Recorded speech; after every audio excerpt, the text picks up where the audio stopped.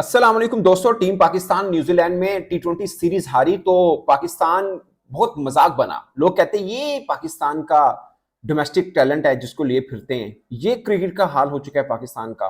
मैं इन लड़कों को बुरा भला नहीं बोलना चाह रहा, बट मैं ये जरूर कहना चाह रहा हूं कि ये हमारे डोमेस्टिक का टैलेंट नहीं है। मैं आज आपको एक लड़के की कहानी बताने वाला हूं, साहबजादा फरहान। ये नाम आपने बहुत बार सुन लिया होगा, बहुत जगह आपने इनके बारे में मतलब पढ़ा भी होगा। बट मैं आज आपको जिस फैक्ट्स के साथ बताऊंगा उनकी परफॉर्मेंस, पाकिस्तान सुपर लीग में जो 3 ऑडिशन वो खेल चुके हैं, पाकिस्तान नेशनल टी20 के अंदर और फर्स्ट क्लास के अंदर, खासकर 2022 से लेकर अब तक जो 3 बरस उस बंदे ने रन के अंबार लगा रखे हैं, हर फॉर्म में, हर फॉर्मेट में, हर जगह पे। फिर भी इनको टीम में शामिल नहीं किया जाता। क्यों नहीं किया जाता वो भी मैं आपको बताऊंगा, और वो लॉजिक सुन के आप माथा पकड़ लेंगे, यकीन मानिए आप। इनका डेब्यू 2017-18 के अंदर हुआ है, 2018 में हुआ है, 7 साल पहले का कराया हुआ है, जब ये 20-22 बरस के थे। अब 29 ईयर ओल्ड हैं ये। 22 जैसे हमने हसन नवाज का नहीं करा दिया, वैसे इनका कराया। हालांकि उस साल इसने ज्यादा परफॉर्म नहीं किया था, मुनासिब परफॉर्म किया था, इतना नहीं किया था जितना अब तो 3-4 गुना ज्यादा परफॉर्म किया है और अब नहीं खिला रहे हैं। क्यों जी? उस वक्त देख लिया था यार, इंटरनेशनल लेवल का प्लेयर नहीं है यार, उस वक्त नहीं होगा वो। 2018 की बात है। और डेब्यू पता किस मैच में हुआ है? ट्राई नेशन सीरीज के फाइनल में ऑस्ट्रेलिया के खिलाफ एक नए लड़के का डेब्यू करवा रहे थे। उसके बाद 2024 में चांस दिया, मगर एक ओपनर को कभी 5वें नंबर पे खिला रहे हैं, कभी 7वें नंबर पे खिला रहे हैं। और ऑस्ट्रेलिया और न्यूजीलैंड के अंदर खिलाया जहां पे सारी नाकाम हो गए थे।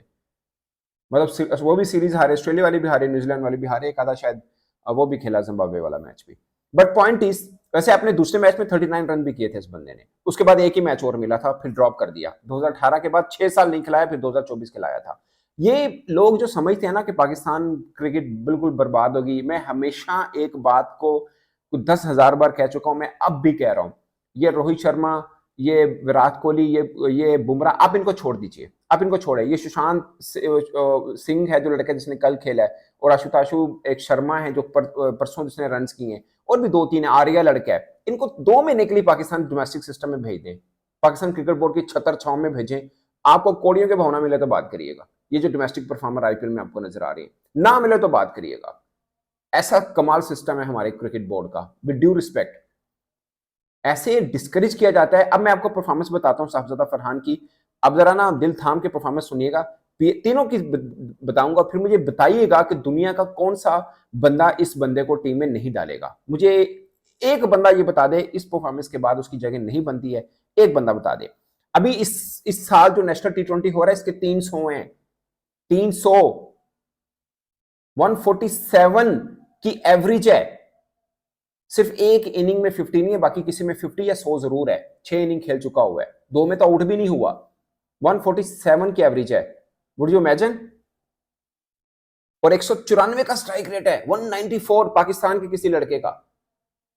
और उससे भी कमाल बात बताऊं, अभी जो पीएसएल शुरू होने वाला है उसमें किसी फ्रेंचाइज में नहीं है, और सबसे टॉप स्कोरर है इस साल का नहीं, लगातार पिछले 2-3 वर्षों का। अब सुन लीजिए, 2021-22 सीजन में 12 मैच खेले, 447 रन किए, जिसकी एवरेज बनती है 40, स्ट्राइक रेट बनता है 132, 132 का। अब आगे देखिएगा ये स्ट्राइक रेट की कहानी, ठीक है। 132 का स्ट्राइक रेट बनता है, 350 की है, 46 चौके लगाए थे और 12 छक्के लगाए थे 2021-22 के सीजन में। फिर 2022-23 सीजन में भी 12 मैच खेले, 429 रन किए, 35 की एवरेज थी, स्ट्राइक रेट 132 का था, 1 सेंचुरी, 150, 42 फोर्स थे और 16 छक्के थे। ये मैं बता रहा हूं 2022-23 सीजन। अब आइए 2023-24 सीजन, अगेन 12 मैच खेले, 492 रन किए, एवरेज 44 की थी, स्ट्राइक रेट 178, पहले क्या था 132, अब कितना 178, एक सेंचुरी, 450, 55 चौके, 29 सिक्सेस, 55 फोर्स, 29 सिक्सेस, ठीक है। और अब का जो सीजन नेशनल टी20 का चल रहा है, इसमें अभी तक सिर्फ 6 मैच खेले हैं, 588 रन है, 588 रन है, 2 नॉट आउट इनिंग्स भी हैं, 147 की एवरेज है, 194 का स्ट्राइक रेट है। देखिए 132 से शुरू हुआ, 178 पे आया, फिर 194 पे आया, 300 कर चुके हैं, 250 कर चुके हैं, 53 चौके हैं और 39 सिक्सेस हैं। अभी कहानी चल रही है, खत्म नहीं हुई इस नेशनल टी20 की, ठीक है जी। अब पीएसएल में आ जाइए। पीएसएल 2018 जब इनको डेब्यू, मैं इस पे बाद में आऊंगा 2018 में, पहले मैं आपको 2022 की कहानी बताता हूं। कराची किंग्स से खेले, इनका वर्स्ट सीजन था, 5 मैचेस में 51 रन थे और 102 की स्ट्राइक रेट थी, बुरा था। फिर 2024 जो पिछले खत्म हुआ, लाहौर कलंदर्स की तरफ से ये साहब खेले, 8 मैचेस से 266 रन थे, 350 थी, 38 की एवरेज थी, 133 इनकी स्ट्राइक रेट थी। लाहौर कलंदर जो बुरा खेली थी पूरा पीएसएल, सबसे ज्यादा रन उनकी टीम की तरफ से साहबजादा फरहान ने किए। और कमाल देखिए लाहौर कलंदर का, उन्होंने इनको रिटेन ही नहीं किया। और लाहौर कलंदर का ये कमाल सिर्फ साहबजादा फरहान के साथ नहीं है, एक ऑडिशन में फाइनल के अंदर हफीज ने जितवाया, अगले में उन्होंने लिया नहीं। एक के अंदर अब्दुल्ला शफीक सबसे अच्छा खेले, अगले ऑडिशन में उनको बाहर बैठा दिया, और जिसमें बाहर बैठाया उसमें सबसे फरहान खेले, सबसे ज्यादा रन किए, इस बार उसको नहीं लिया। यानी ये सलाह देते हैं जो अच्छा परफॉर्म करे। मतलब मैं तो हंस रहा था इस बात के ऊपर इनके। ये लाहौर कलंदर का कमाल है, ये पूरी की पूरी लाहौर कलंदर, ये मैं हमेशा इनके बारे में कहता हूँ, ये राशिद खान के ऊपर पली है। राशिद खान जब नहीं खेलता बुरी तरह गिरते हैं, और इनमें कुछ नहीं है। ये जो डेवलपमेंट प्रोग्राम और ये वो ना लिए फिरते हैं माजरत के साथ। अब मैं आपको उनका फर्स्ट क्लास सीजन बताता हूं, 2022 का फर्स्ट क्लास सीजन सुनिए आप। 7 मैचेस 583 रन, 583 रन 7 मैचेस में, फर्स्ट क्लास कौन सा? 2022 का मैं बता रहा हूं। 1 सेंचुरी 5 50s हैं इस बंदे की, ठीक है जी। अब आइए 2023 का फर्स्ट क्लास सीजन, 10 मैच 1182 यानी 1182 रन हैं, एवरेज 73 की है, 4 सेंचुरी 4 50s हैं। ये पूरे 3 साल में हर जगह पे परफॉर्म किया इसने। फिर ऑस्ट्रेलिया टूर, आपको याद होगा पाकिस्तान एक ही तरफ से गए थे, 2 मैच खेले, 146 रन की, सीरीज ड्रॉ हो गई थी 1-1 से। अब बांग्लादेश वगैरह के साथ खेले थे। फिर अभी जो चल रहा है फर्स्ट क्लास सीजन, सिर्फ 2 मैच खेले हैं, 245 रन हैं और दोनों मिस हुए हैं। और हमने इस बंदे को अभी जो इमर्जिंग बना के भेजा कि ये टैलेंट है हमारा, इस बंदे को टीम में नहीं लिया, जिसके फर्स्ट क्लास में भी रन है, जिसके नेशनल T20 में भी रन है, जिसके पाकिस्तान सुपर लीग में भी रन है। वजह पता क्या है? वजह आप सुनिए, जो मैं आपको कह रहा था मैं वजह बताऊंगा। आज अहमद शहजाद की एक प्रेस टॉक हुई है, उन्होंने बड़ी जबरदस्त बात की, लोगों ने इग्नोर कर दिया, बड़ी जबरदस्त बात थी अहमद शहजाद की। अहमद शहजाद ने कहा कि ये पीएसएल के जो ऑनर हैं, ये सिलेक्शन कमेटी और क्रिकेट बोर्ड पर दबाव डालते हैं कि पाइन साढ़े बंदे टीम च लो। अब आपको कई लड़के नजर आ रहे हैं जो परफॉर्म नहीं किए लेकिन टीम में आए। वजह क्या है? वो फ्रेंचाइज ने कहा कि हम स्पॉन्सर के पास जाके बता सकते हैं, ये देखिए ये हमारे पास ब्रांड है जो पाकिस्तान भी खेल रहे हैं। मेरिट पे नहीं बनते थे, मगर ऑनर्स की प्रेशर पड़ा और जनाब वो टीम में। और ये बंदा जिसने सबसे ज्यादा रन किए हैं पीएसएल की किसी टीम में नहीं है, इसलिए पाकिस्तान टीम में भी नहीं है। तो ये कहानी है। अहमद शहजाद की बात फेंकने वाली नहीं है, वो सही कह रहा है। वो जो बात कर रहे हैं वो सही बात कर रहे हैं। ये मैंने भी सुने हैं कि जो पीएसएल ऑनर्स हैं वो दबाव डालते हैं कि भाई साढ़े बंदे लो, पहली स्पॉन्सर तगड़ा नहीं मिल रहा, ऊपर से ये मतलब लड़का भी उनका टीम में ना हो, खासकर उनका कप्तान टीम में ना हो, तो भाई इससे बड़ी तो कोई हो नहीं सकती बात। और फिर क्या होगा? मेन लड़के जो आपके डिजर्व करते हैं वो। अब हम कोई बात करते हैं ना, बहुत से लोग पाकिस्तान में यही है ना, जिसके मुंह में जुबान है उसको लगता है कि हर जगह पे इसका इस्तेमाल करना है, जिससे दिल की तक गल करती।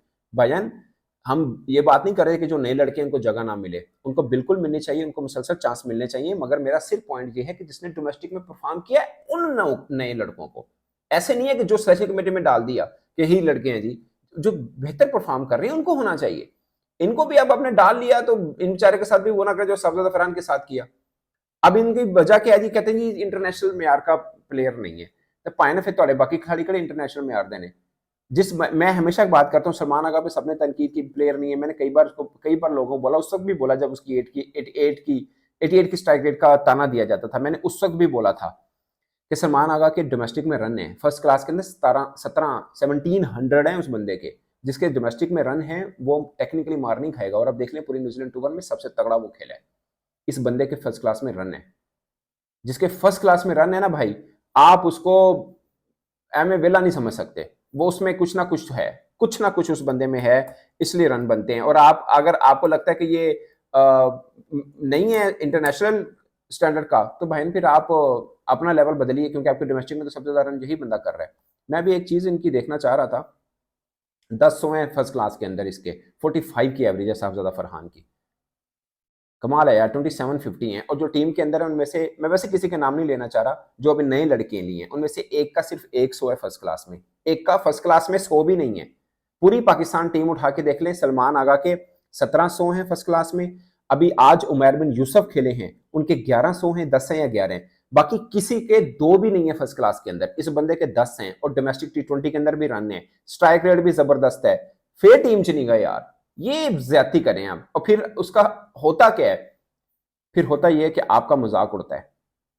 बट मुझे अफसोस सिर्फ इस बात का है, खाली सिलेक्शन कमेटी का मजाक उड़े कोई प्रॉब्लम नहीं है, पाकिस्तान का मजाक उड़ता है। और हमें दुखी होती है, हम बहुत से लोगों को हम समझाते हैं यार ये पाकिस्तान का नहीं है डोमेस्टिक टैलेंट जो आप देख रहे हैं न्यूजीलैंड में, ये नहीं है, इनसे अच्छे लड़के थे। वो कह रहे हैं अच्छे थे तो आपने डाला क्यों नहीं टीम में, उनको की कहिए भाई दसो क्यों नहीं पाया।